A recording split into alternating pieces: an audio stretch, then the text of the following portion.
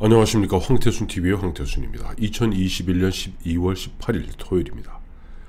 내일이면 D-80, 80일 후 대통령 선거가 치러지게 됩니다. 대통령 선거를 81일 남겨놓은 이 즈음에 대선 전국 그야말로 교착 상태입니다. 윤석열 후보의 부인 김건희 씨 문제, 그 다음에 이재명 후보 아들 이동호 씨 문제를 놓고 전선은 완전히 교착되었습니다. 후보자들은 온데간데 없고 김건희 씨, 그 다음에 이동호 씨, 이 문제를 놓고 양측에서 그야말로 끊임없는 소모전, 사상전, 사륙전 벌어지고 있습니다. 그러다 보니 정치 평론하는 사람 입장에서는 달리 뭐라고 평론할 거리가 없습니다. 그래서 오늘 하루 그냥 전을 접을까 하는 생각도 했습니다만은 마침 눈도 펑펑 내리고 아주 눈이 제법 쌓였더라고요. 그래서 오늘은 애청자 여러분께 옛날 고전 산책을 한번 해보고자 합니다. 제가 이제 유비하고 원소와 유비, 여러분들 잘 아시는 삼국지 연의에 나오는 유비와 원소 이야기를 좀 슬슬 꺼내볼까 합니다. 왜 유비와 원소 얘기를 꺼내냐 하니까 일반 천하를 다투는 사람 입장에서 항상 문제가 되었던 것이 가족 문제입니다. 그 가족들이 때로는 볼모로 잡히기도 하고 가족들이 적에 의해서 볼모로 잡히기도 하고 또 보면 나의 이른바 그때는 뭐 대권 행보라기보다는 천하를 갖다가 좇는 천하를 갖다가 추구하는 그 입장에서 걸림돌이 되기도 했죠. 그때 그 가족 문제를 어떻게 다루느냐에 따라서 유비는 결국 그야말로 한미한 자리를 치던 그런 입장에서 한중왕을 거쳐서 황제가 되고, 원소는 사주, 기주를 비롯한 현재 많은 북경 근처 이 일대 전체입니다. 산동성 위쪽으로 4개 주를 차지하는 가장 강력한 군벌이었습니다만 원소는 결국 패망의 길을 가게 되죠. 그것은 가족 문제를 어떻게 다루느냐에 따라서 그야말로 그 사람의 운명이 바뀐다 하는 것을 의미하는 겁니다. 또 보니까 오늘 요즘 보니까 이방원이 또 대세예요. 오늘은 뭐 아주 편안한 그냥 뭐 역사 얘기 좀 하겠습니다. 지난주 토요일부터 이제 방영된 이방원, 참 의미심장한 게 이제 이방원에게 이제 스포트라이트를 맞춰요. 태종 이방원에게. 이방원 이제 오늘이 3회차, 지난주 토요일날 시작했으니까 오늘이 이제 3회차입니다만 이방원의 그 어떤 예리하면서도 때로는 냉정하면서도 그러나 미래를 바라보는 게 조선 27명의 임금 중에 어떻게 보면 가장 훌륭한 임금이었다라는 평가를 받고 있습니다. 오히려 아들 세종을 위해서 한 시대를 갖다가 일구었던 태종 이방원에게 스포트라이트를 맞추면서 뭐 이방원 리더십 뭐 이런 것들이 또 대세가 되고 있다고 그래요. 마침 오늘이 이제 2021년입니다만 지금부터 그러니까 4년 전, 그러니까 1996년 11월에 그때 용의 눈물이라는 프로 뭐 기억하시겠습니다만 김무성 씨 또 유동근 씨가 바로 이방원으로 나오고 또 이성계 역으로는 이제 돌아가신 김무생 씨가 이제 분해해서 나오는데 그게 묘하게도 그 용의 눈물이라는 그 프로가 96년 11월에 첫 방영되고 97년 대선 한 해를 갖다가 사실 용의 눈물이 지배하게 됩니다. 대하 드라마죠. 그런 흐름 속에서 자연스럽게 어떻게 보면 50년 만에 정권 교체가 이루어지는 그런 흐름, 시대적 흐름을 갖다가 보면 PD들 또 작가들이 또 예리하게 꿰뚫어보는 것 같습니다. 지금도 보니까 문재인 정권 그 4년 한 8개월, 9개월 동안 너무나 지치고 힘들고 그야말로 무능하기 짝이 없는, 무능하고 무기력하고 무책임한 문재인 정권에 대한 그런 어떤 뭐랄까 반발이라고나 할까 뭐 그런 흐름 속에서 이방원 가에서 국으로 지금 방영되는 것 같고, 저도 이제 이 방송 마치고 잠시 집에 들어가서 태종 이방원을 볼 생각입니다. 다시 이제 돌아와서 유비하고 이제 제가 이제 원소 이야기를 갖다 이제 하나 풀어볼 텐데요. 이제 가족 리스크 문제입니다. 우선 원소 얘기부터 해볼게요. 원소가 이제 조조랑 대치하고 그다음에 관도 대전에서 그야말로 치열하게 싸우고 있는데 그 즈음에 원소에게 절호의 기회가 생겼습니다. 뭐 조조가 좀 이렇게 조금 다른 데 정신을 파는 틈을 이용해서 결정적으로 조조의 본진을 치면은 조조가 패망할 수 있는 그런 흐름이 형성되었습니다. 그때 이제 보면 참모들, 책사들이 원소에게 빨리 거병, 즉 군대를 일으켜서 내리칠 것을 갖다가 권유합니다. 그때 원소가 이런 이야기하죠. 아, 이거 안 되겠어. 왜? 자기 삼남인 원상이 굉장히 큰 병에 걸려서 오늘 내일 해. 내가 그 눈에 넣어도 아프지 않을 그 아들이 지금 큰 병을 앓고 있는데 내가 집을 떠날 수가 없어.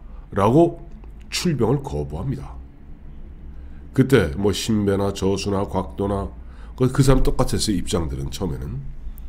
이야, 이 소화병이다. 아니, 아들이 아프고 삼남이 아프다고 그래. 그건 엄마도 있고 의원들도 있는데, 아니 천하를 갖다가 농하겠다는 사람이 그 아들 문제에 매달려서 실제 한 걸음도 움직이지 못한다면 어찌 천하를 농하겠는가 라고, 아, 내가 나중에 묻힐 땅조차 얻겠구나 하고 한탄하는 장면이 나옵니다. 유비 얘기해보죠. 유비가 뭐 여러분 잘 아시겠습니다만 유표, 형주의 유표 밑에 이제 식객 노릇, 이제 객장이라고 합니다만은 식객 노릇을 하고 있다가 신야라는 데서 주둔하고 있었죠. 조조가 드디어 이제 다 북방을 평정한 다음에 형주를 쳐들어옵니다. 그때 유비가 이제 신야에서 불이 나게 남쪽으로 도망가죠. 도망가면서 자기 어떻게 보면 주력 세력이라 할 수 있는 그 관우를 먼저 이제 강릉이란 조금 아래쪽으로 먼저 가서 거기를 점령하고 있어라. 내가 곧 따라갔구만 하고 보내놓고 자기는 자기를 따라오는 10만 명 정도의 그 당시 주민들과 함께 하루에 뭐 10리, 20리도 못 가는 그런 느린 행군을 하게 됩니다. 옆에서 보니까 다른 부하 장수들이 참 빨리 큰일 났습니다. 저쪽에 조조의 그 5천 철기병, 아주 경기병들이 불이 나게 하루에 200리, 300리를 갖다가 주파하면서 지금 추격해오고 있는데 이렇게 가다가 우리 다 떼죽음 당합니다. 라고 하니 그제서야 이제 보니까 이 조금 몸을 갖다 피신해서 좀 빠르게 움직이는데, 그럼에도 불구하고 유비는 그때 자기 가족은 버리고 가족이 산산이 흩어집니다. 뭐 알아서, 그래서 여러분 잘 아시는 바와 같이 우리가 나중에 보면 조자룡, 조운이 그 아두라고 그러죠. 유선아두하고 이제 미부인, 간부인이, 왜? 이미 유비는 가족도 같이 다 버린 거예요. 그러나 가족을 버리면서도 끝까지 틀어주었던 것이 바로 자기를 갖다 따라오는 10만 명에 달하는 그 백성들과는 함께하면서 때로는 가족도 버리는 겁니다. 물론 그러나 뭐 미부인, 간부인, 뭐 정사 연희에서는 미부인이 죽는 걸로 나옵니다만 미부인, 간부인도 다 살고 유선아두도 이제 조운이 다 보면은 일단 무사하게 구출해 옵니다. 그러나 그러한 흐름 속에서 결국 유비는 때로는 가족을 버리는 한이 있더라도 백성, 민심은 버리지 않는다. 그 원칙을 지켰기 때문에 유비는 결국 적벽에서 손군과 손을 잡고 조조를 물리칠 수 있었고, 그 힘을 바탕으로 현재 송도, 그러니까 스촨성이죠. 익주를 취득하고 한중을 취득해서 한중왕, 그 다음에 한나라가 망한 이후에는 촉한을 만들어서 황제가 되죠. 이게 유비와 원소의 차이가 바로 그겁니다. 근데 이 똑같은 모습이 유비와 원소 그 이전 400년 전에도 있었어요. 바로 우리가 너무나 잘 알고 있는 초한지 이야기입니다. 유방과 항우, 항우와 유방의 싸움이죠. 유방은 여러 제후들과 손을 갖다가 잡고 해서 항우하고 맞섭니다. 팽성이란 데서 팽성이 뭐냐니까 그저 항우에 본 것입니다. 팽성을 급습해서 팽성을 차지했습니다. 56만 군대를 거느리고 있던 유방을 그 소식을 들은 저 항우가 제 나라를 갖다 치다 말고 다시 팽성으로 들어오는데 3만 명의 아주 정예군을 데리고 들어와서 56만을 갖다가 도륙을 내버립니다. 팽성 전투에서 56만의 유방의 연합군, 유방과 5개 제후들이 합쳐진 6개 제후의 56만 군대를 항우의 3만 정예병이 아주 도륙, 그래서 20만 명을 갖다 물에 빠뜨려 주고 밀어갖고, 그런 와중에 유방이 도망가게 되죠. 죽기 살기로 도망가는데 하우영이라는 그 장군이 마차를 몰고 가는데, 그때 이제 아들 딸을 갖다가 가니까 유방은 아들 딸이 마차에 타고 있으니까 마차의 속도가 느릴 거 아닙니까? 그러니까 애들을 버려요. 그럴 때마다 하우영이 주소고, 하우영은 패연이란 즉 유방과 한 동네의 동생뻘이죠. 3차례나 계속 유방은 자기 애들을 버리고 하우용은 다시 싫고, 그리 오니까 나중에 유방이 화가 나서 칼을 뽑아서 하우용을 죽이려고 하는 그런 대목이 있습니다. 또 그 팽성 전투 이후에 전선이 고착됩니다. 팽성 전투에서 항우는 유방의 아버지와 유방의 부인 여치를 갖다가 포로로 잡습니다. 포로로 잡고 이제 탁 성고 그 근처에서 이 교착 상태에 있으니까 항우가 드디어는 화가 나갖고, 유방은 딱 문 걸어 잠그고 절대 안 싸우거든요. 농성하고 있으니까 큰 솥단지를 걸고 난 다음에 유방의 아버지 태공이라고 합니다만은, 태공을 갖다 더하니 솥 옆에 도마 위에도 올려놓고, 자 항복해라, 항복하지 않으면 너희 아버지 삶아 죽이겠다 라고 하니 유방이 눈도 하나 깜짝으로 이런 이야기하죠. 아, 이 사람아, 우리가 회제 앞에서, 의제라고 그러죠, 회제 앞에서 다 도원결의하고 의형제를 맺었으니 내 아버지는 곧 너의 아버지다. 그 아버지를 삶거든, 삶아서 국을 만들 거거든, 나중에 국이나 한 그릇 보내라, 나도 맛이나 좀 보게 라고 짐짓 의연한 척합니다. 유방이죠. 항우 아시겠습니다만 마지막 밀리고 해서 해하 전투에서 한신이 지휘하는 그 부대에게 그야말로 절멸당하게 됩니다. 그때까지 항우는 부인, 바로 우미인이죠. 우미인을 갖다가 늘 군중에 데리고 다녔던 거예요. 그래서 그 유명한 항우의 마지막 그 노래를 읽지 않습니까? 역발산에 기계세요 시블리에 춥을 써라, 춥을 써에 간해하여 우에우에 내약하라. 이 힘은 산을 뽑을 만하고 기계는 바다를 덮을 만하니, 그러나 때가 이르지 않으니 나의 오추마가 앞으로 나가지 아니하는구나.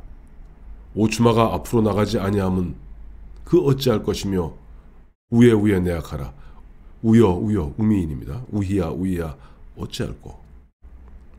굉장히 인간적이고 감성적이고 아주 페미니스트 같습니다만은 천하를 갖다가 다투는 데는 큰 도움이 안 됐죠. 결국 항우는 거기서 패주하다가 28기의 자기 이제 코미타투스라고 합니다만은 그 경호원들 죽기 살기로 함께하는 28명과 도망가다 결국 나중에는 스스로 자결하게 되죠. 이제 제가 오늘 뭐 눈도 고즈넉하게 내리고 별로 현안 같고 뭐 이러쿵저러쿵 이야기할 것도 그렇고, 그래서 그냥 오늘 지금 부인 문제 때문에 고민하고 있는 윤석열 씨, 아들 문제 때문에 지금 완전히 수렁에 빠진 이재명 씨 두고 과거 유비와 원소, 항우와 유방의 예를 들어서 대를 위해서는 때로는 부인도 자식도 도마에 올려놓을 용기가 있어야 합니다. 잔인한 얘기 같습니다만 그렇습니다. 그것이 지공이라고 그러죠. 공적 가치를, 즉 아니 천하의 대의를 위해서는 자기 스스로의 모든 사사로운 정도 끊어야 할 판인데, 이 대목에서 윤석열 씨, 이게 저는 한 가지 이제 보면 이런 생각이 들어요. 윤석열 씨 주변에, 아니 12월 초에 그 이준석 씨 생난리를 쳐갖고 결국 김종인 박사를 갖다가 총괄선대위원장으로 모신 지가 벌써 보름이 됐습니다. 김종인 박사 요즘 뭐 하는지 모르겠어요. 이준석 씨가 하는 이야기라고는 오로지 아이고 환장하겠습니다. 지금 윤석열 지지율이 좀 떨어져서. 누가 그 이야기 듣자고 당신 그렇게 목리 부리고 땡깡 부렸는지. 지금 이럴 때일수록 김종인 박사 밥값하고 이준석 씨 밥값하는, 그러면서 때로는 윤석열 후보 같은 경우 국민들이 의아해하고 국민들이 의심할 때는 서슴없이 안내를 갖다가 감추지 말고, 아니 김건희 씨가 최소한 숙명대학교, 아니 서울대학교 보니까 EMBA를 받았고, 서울대학교 경영전문대학원에서 뭐 숙대에서도 뭘 교육대학원에서 했고, 또 국민대에서 박사까지 받았다는 거 아니에요? 그 많은 지식인이라면은 김건희 씨가 직접 뭐 오마이뉴스 기자하고 그냥 수근수근, 또 YTN 기자하고 수근수근 얘기할 것이 아니라 김건희 씨가 직접